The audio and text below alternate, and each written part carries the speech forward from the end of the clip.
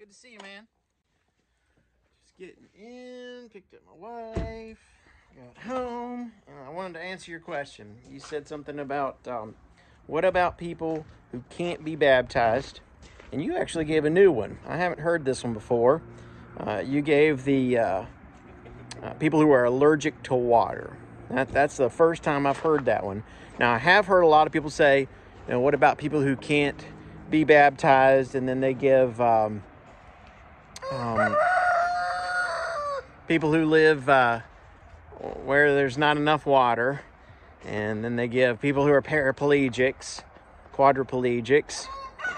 And sometimes they'll give the people in foxholes and in deserts. And I'm always ready for those. You actually gave me a new one. So we'll talk about it. So the first one, we'll go through those others. So people will say, what about people, quadriplegics will say, well, I got video of people in wheelchairs. They just pick up the whole wheelchair. 4 guys pick up the wheelchair, and then they'll lift them over the side, and they'll immerse them into the water. That's just what they do. And then another one, people in jail. Well, I got videos of people in jail being baptized. And then I got a video of a man that was on house arrest. He had one of those ankle monitors on. Well, preacher went to his house and brought a brand new 96-gallon, I think it was what the size of it is, 96-gallon trash can, a brand new trash can. Brought it to his house, set it there, filled it up with water, got in there, immersed him. And then those people that are in jail and they can't be baptized, they can, but more importantly, they could have before they got into jail. So they've had their whole lives to obey the gospel. The people in the desert, wherever there's enough, we've got videos of that too.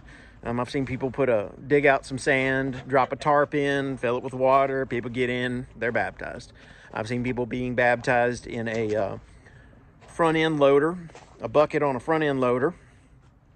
And that was in the desert. And of course, the Ethiopian, that account in Acts chapter 8, that guy was in the desert. And then, let's see if we got any others. Oh, yeah, the people in the foxholes, well, they too have had their whole lives to get into the water, to do what Jesus said for the reason Jesus said, baptism for salvation. And then you got the people who are on their deathbed. We get those too. And they too have had their whole lives to do whatever Jesus said, no matter what it is. Since Jesus is the one with the perfect blood and he's the one who gave himself for our sins, it just doesn't matter what he says. That's what we have to do. If he said you're going to have to learn how to juggle, if you're going to have to climb the highest mountain, you're going to have to cut off your pinky. Well, whatever Jesus says goes, right? Because he's the Son of God. He has all authority, Matthew 28:18. So whatever he says goes. So those people in all those situations have had their whole entire lives to get right with God, to do whatever Jesus said they're going to have to do in order to be saved, right? So now on to the people who are allergic to water. Have you ever met one of those? I think I might have heard about that on the Discovery Channel 30 years ago before the internet happened. And man, I'm shaking. Sorry about that. That's cold. I've heard about it before, but I've actually never met a person that was allergic to water. I have heard of it, but I've never met one. So, first thing to note, it doesn't matter. Our individual circumstances have no bearing on God's terms for salvation. Second, they can still go in the water. Yeah, they can, even if it hurts. Yeah. What hurts more? That or eternal separation from God? So I got to point out that's it's sort of like the people who use rape and incest as a reason why they try to justify abortion.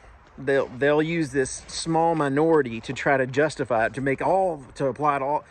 It just doesn't have any effect on the matter. It doesn't have any effect on God's terms for salvation.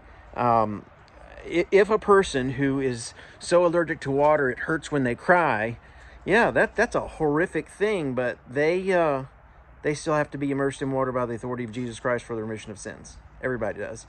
If you want the remission of sins through the blood of Christ, you're just going to have to do what Jesus said.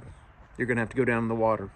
Now, I know this is challenging information to you, new information probably. You responded. I hate to say I can't keep up with all of it. I know that you responded on at least one or two or three of my things lately, and I always talk about God's terms for salvation. This time, you responded on the powerful working of God video, I think. Man, I'm shaking so bad. I'm so sorry about that. I'm freezing. The powerful working of God is the video you responded to. It talks about, let's talk about that. It talks about, I sing about, I'm teaching about all of the things that I have faith in with God and what he said about salvation, what he said about baptism. So let's go through it. So I have faith in the powerful working of God in baptism. That is Colossians 2:10 through 12. That's actually just what that says. Baptism is our faith in the powerful working of God. It's warm here. So baptism is our faith in the powerful working of God. That's Colossians 2:10 through 12. See if I can even remember all those lyrics. Well, I don't know them in order, but I'll just remember some of them. I have faith I was given remission of sins in baptism. Well, that's just because that's what Acts 2:38 says. When you do what God said for the reason Jesus said, you're demonstrating faith. That's a saving faith. So I have faith that I put off, that I buried the old man of sin in baptism. That's Romans 6:3 and 4. We're buried, for as many of you know ye not, Romans 6:3 and 4, only the ones who are baptized are united in death with Christ and raised to walk in new life. That's putting to death the old man of sin and being raised to walk in newness of life is how it's actually worded there. So that's a few of them there, but my faith is not in the water is what the chorus says. My faith is not in the water. My faith is in the Son, the one who told me to get in the water. So it's just faith in doing what he said for the reason Jesus said. That's literally it. You know, when you do whatever Jesus said for the reason Jesus said, you are showing a saving faith. Oh, Jesus said to chop off my pinky to be saved. I'm just going to go ahead and chop off my pinky. Now, thankfully, he made it real easy. Literally everyone can be immersed, even the person who's allergic to water. I've never heard of that.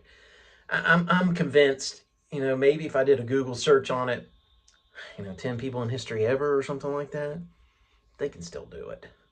Would it be bad? Oh, yeah. Would they do it if they understood what the consequences of not doing it? For sure. How bad does it hurt? Well, it hurts. I'm sure it does. How long does eternal separation from God hurt? Eternally. Okay. So you're using that small minority, and I mean a fraction of a minority, to try to apply that to the rest of the cases. It's just not fair, I guess. I don't know. But I would be willing to answer questions. What I prefer, get with me in email. And I've got this simple Bible Q&A. It will blow your mind. It's just so simple. It starts off with, you shall know the blank, and the blank shall make you free. No, I think it's, you shall know the truth, and the blank shall make you free. Yeah, that's how it starts off. And then you have the book, chapter, verse designation, John 8:24. So it starts off simple. I know you know that one. So you read it and you go, chink, and you just write the word truth. And there it is. Boom. There it is. I gave you the first answer. You know it's easy. And then what it does is it builds. And you're like, oh. And you make these connections and you realize, oh, I didn't know that. And you'll learn from it. I'll learn from it like literally every time I do it. I grow from it every time I give that Bible study. It's a simple Bible Q&A. It's enjoyable and it will help us both. So I invite you to do that. So email me at thepleased@gmail.com. We'll go into it, man. I'm your servant. I am. I love you and I want you to go to heaven. So I'll do it with you if you're ready. We'll have this Bible Q&A. We'll just go back and forth. I'll give you like 3 at a time or something like that. And you pop them, send them back. We'll go back and forth. I get notifications when I get an email. And if you want to do it quickly, we can. It's good for us. Thanks for commenting. Glad you were with us on that Bible study the other day. And I think you were the one that brought up the thief on the cross. You were. When I was going through, I can't remember which hymn I was studying. Can't remember. But thank you for being there. Thank you for commenting on this one. And hope to see you in an email. We'll have our Bible study. It'll be good for us. So simple Bible Q&A where we both grow. Thanks. We'll see you.